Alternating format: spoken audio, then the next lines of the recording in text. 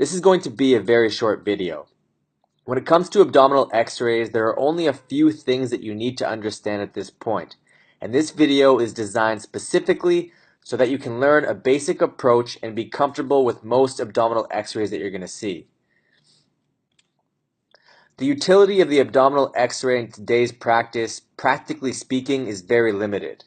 With that being said, abdominal x-rays are still ordered relatively frequently in a few discrete clinical situations. And I've listed a couple of them here and the sensitivity of abdominal x-ray in these clinical situations.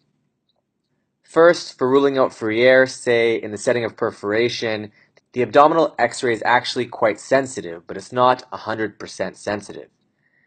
In cases of suspected obstruction, the abdominal x-ray is actually not that sensitive. It's about 50% sensitive for small bowel obstruction.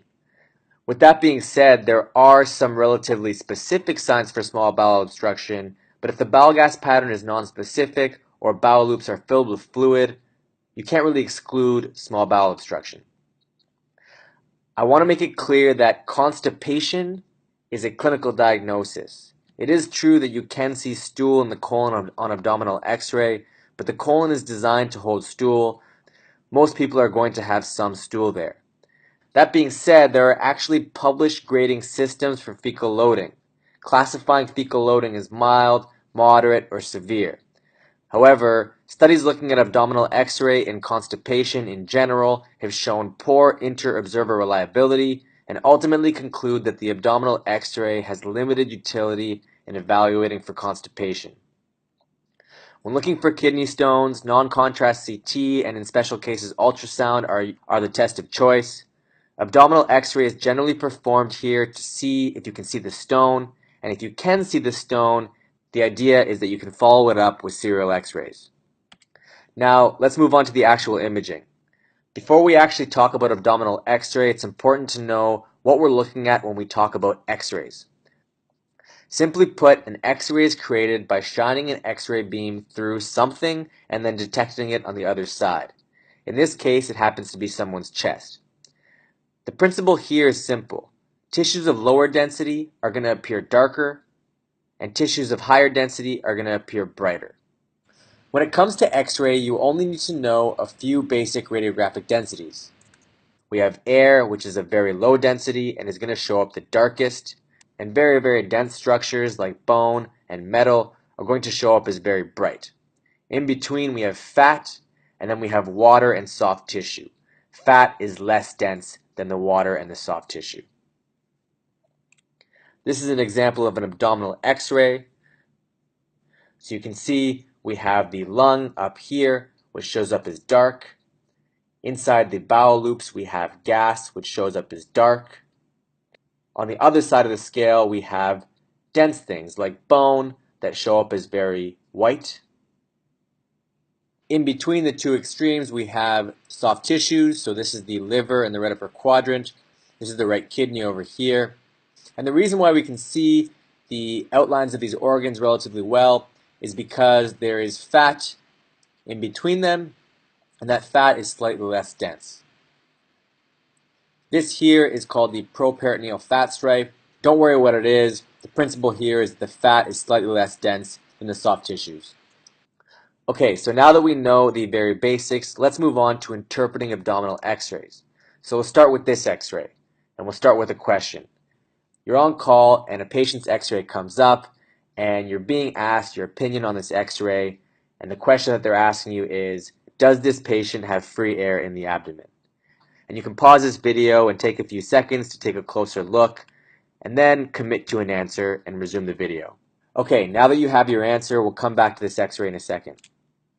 As I mentioned, there are really only a couple basic things that you need to know, and we're going to keep it simple.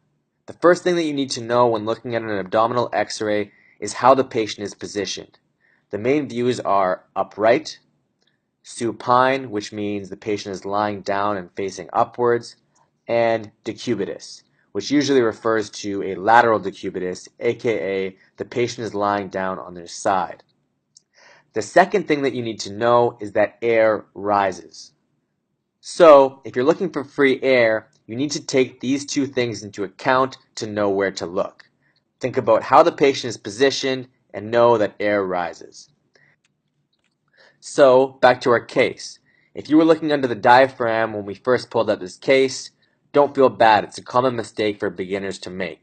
You'll notice that the patient is supine on this film, which means that if we had free air, the air is going to come to the anterior belly and not under the diaphragm. Supine radiographs are not very sensitive for free air, and it's difficult to detect on supine films alone unless you have a very high volume of free air. You're going to assess for free air on every single abdominal x-ray, so it's important to know what to look for. There are a number of signs. Here are the few highest yield ones that you should know. Firstly, on upright films, you're going to look for air under the diaphragm.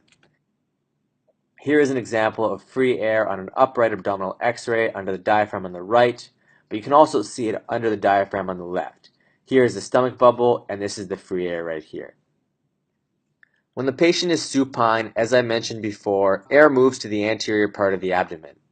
This can be detected as Wriggler's sign. Wriggler's sign refers to seeing air on both sides of the bowel wall. As a result, the bowel wall is very well defined. You should know that Wriggler's sign is probably one of the most overcalled signs by beginners.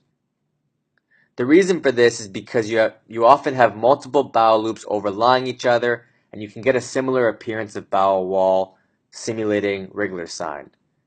Lastly, with air anteriorly in a supine patient, you can also get the falciform ligament sign. The falciform ligament is not usually seen on abdominal x-rays, but if there is air on either side of it, which there is here, you're going to see the falciform ligament pretty well.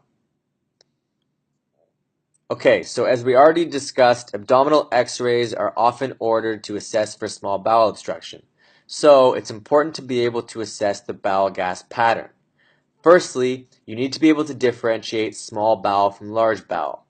The easiest way to do this is to look for the circular folds of the small bowel, which can be seen traversing the loop from one side to the other. The circular folds are called the valvulae conniventes, also known as plicae circularis, because they are circular. You can see the plicae circularis in all these small bowel loops here. All these loops centrally are small bowel loops. When you're looking for large bowel, you're going to look for haustra and see projections that go into the lumen but do not make it all the way across. However, sometimes you might see these folds in a certain projection, making it look like they're going all the way across. This is a loop of large bowel, and this fold here appears like it's going all the way across, but this is colon. When it comes to assessing for small bowel obstruction, you really only need to know a couple signs. First, you need to look for dilated loops of small bowel. These are distended loops that are generally measuring over 3 centimeters in diameter. And you need to look for differential air fluid levels. You need to look for more than 2 air fluid levels that differ in height. A more specific sign of small bowel obstruction is to see air fluid levels that differ at least 2 centimeters in height within the same loop of bowel. So look out for that as well. So this is a supine film here, and we have multiple loops of small bowel that measure to be greater than 3 centimeters. This is an upright abdominal x-ray, and you notice several air fluid levels at different heights. You'll notice that some of these air fluid levels are in the same small bowel loop and differ in height. For example, this air fluid level and this air fluid level over here and over here. And again, if they differ greater than 2 centimeters, that's a very specific sign for small bowel obstruction. Okay, now let's go through an approach to abdominal x-ray and discuss some pearls as to what you need to be looking for each step of the way. There are other videos and resources out there that go through an approach that may appear to be more detailed, but this one has everything you need to look for and is super easy to remember. First things first, of course, you're always going to start by assessing the quality of the film.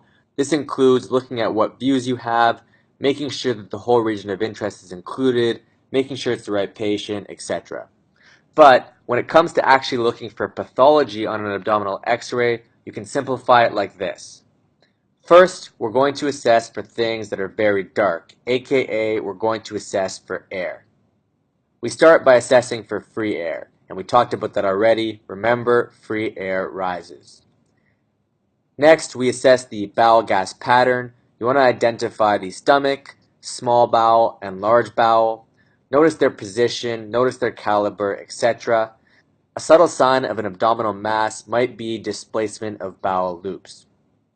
Lastly, you need to look for other aberrant air, which means air where it shouldn't be.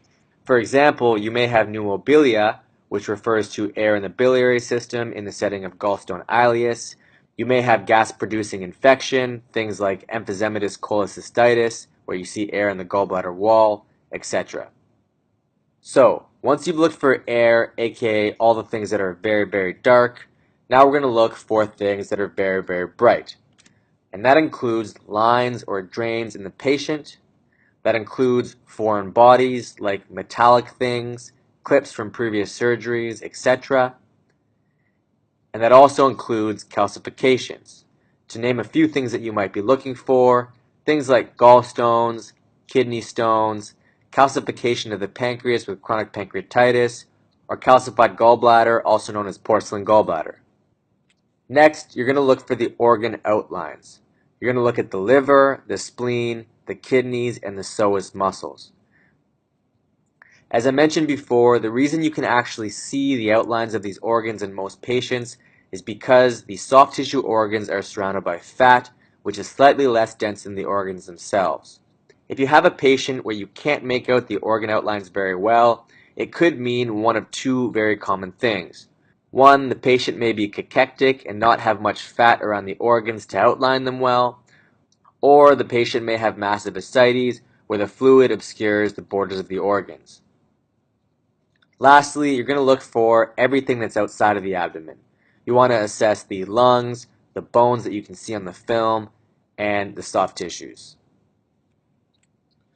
Okay, so let's apply this approach informally. We have an upright film here on the left and a supine film here on the right, and the history that you're given is abdominal pain, rule out free air. So once we've looked at the quality of the x-rays, we can start looking for pathology. Let's start with step 1, looking at all the things that are very dark, aka looking for air. First, let's look for free air. So there's no free air in this patient. We look at the upright film and don't see any free air under the diaphragm. Next, we assess the bowel gas pattern, which here is nonspecific. You can see the stomach over here. This is all large bowel over here. This is transverse colon here. And there are some scatter loops of likely small bowel in the center. There are no dilated loops of small bowel. And on the upright film, we don't see any air fluid levels. Next, we assess for aberrant air, i.e. air where it shouldn't be, and we don't see that here. Next, we're going to look for things that are very bright. So that includes lines. We have a pacemaker wire overlying the right ventricle here. I don't see any foreign bodies or calcifications. Next, we look at the organ outlines. We can see the liver, the right kidney. The left kidney is difficult to see on the supine film because of the overlying bowel gas, but we can see part of it on the upright film. We see the spleen up here, and we also see the psoas muscles well outlined here as well. Lastly, we look at everything else. So we look at the lungs, we look at the bones that we can see, so the spine, the ribs, the pelvis, and the hips, and we don't see any acute findings. And then lastly, we look at the soft tissue surrounding, which is unremarkable. Okay, that's it for this very short video on abdominal x-ray. Remember our simplified approach. Secondly, remember the basic concepts. Always remember to look at what view you're looking at, and remember that air rises. Lastly, the best way to get better at looking at abdominal x-rays is to look at as many cases as you possibly can. There are a number of more subtle findings on abdominal x-ray that can be important in certain situations, such as pneumatosis, aka air in the bowel wall. But these more specific findings are well beyond the scope of this short video. Remember, this video taught you everything you need to know about abdominal x-rays for about 95 to 99% of the plain films you're going to see. Okay, that's it for this video. Hope it helped. See you guys later.